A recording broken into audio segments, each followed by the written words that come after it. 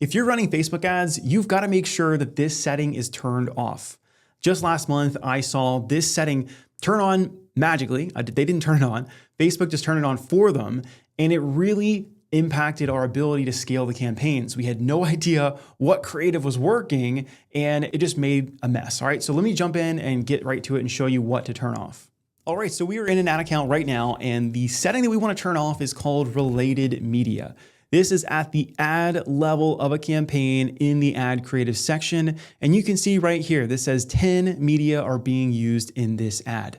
Now, the problem with this is that a lot of times I've seen is that we will spend a bunch of time making one ad. We will upload it, set up all the right settings, and then push publish.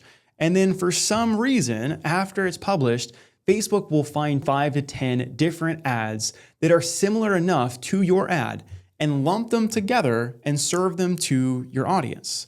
And the problem with this is that a lot of times, like especially for this guy, we created a bunch of different ads, and all of these ads that are inside of here also got added to related media. So now we have a bunch of different ads, all kind of the same ad that's being served to the same people, and it becomes really hard for us to determine, is this ad working or not?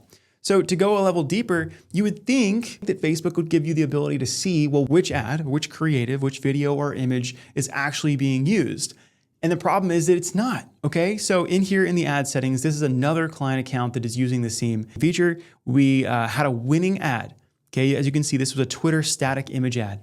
And she had 8 calls and 2 sales booked off of this.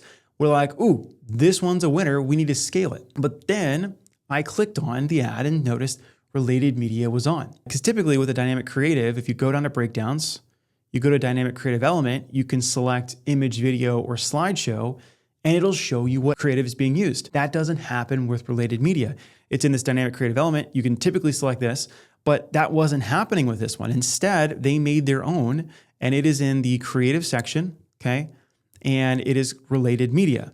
We spent in this campaign $826. 708 of it went to related media, but we have no way at all as a media buyer, as an advertiser, to figure out, well, what ad got the spend? What creative style or what creative angle or what hook actually did well? We have no idea based off of this. So again, if we don't know what's working, it's really hard for us to determine how to scale an account. So what I want you guys to do is go check all of your settings. If you have related media turned on in any of your ads, just come over here and click this trash can icon and push publish, okay? And once you do that, it's gonna be removed. Now, you might be wondering, why would Facebook do this, right? Post Andromeda, like Facebook is all about creative diversity. It wants to put multiple ads in a single ad set or single campaign and have lots of different opportunities to find winners for us.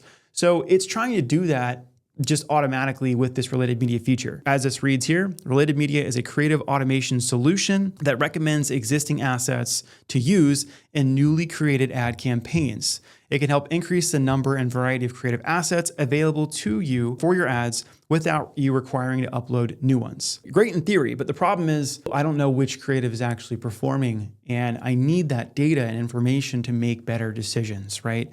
Related media, as of right now, you'll see it in sales objectives, you'll see it in leads objectives, maybe engagement/DM campaigns, but you won't see them in awareness campaigns. The ad format needs to be a single image or video, okay? Now again, what I'm noticing is that a lot of these settings are being turned on after ads are live. Even when I try to make a demo of like, before I recorded this, let's show what it looks like before you publish. Like, I didn't even have that option on my account. Okay, some accounts have this, some don't.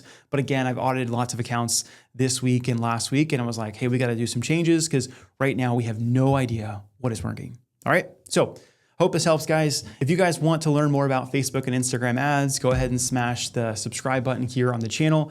I create weekly videos just like this to help you learn Facebook and Instagram ads so you can scale your business. All right, so smash subscribe, and I'll see you guys next time.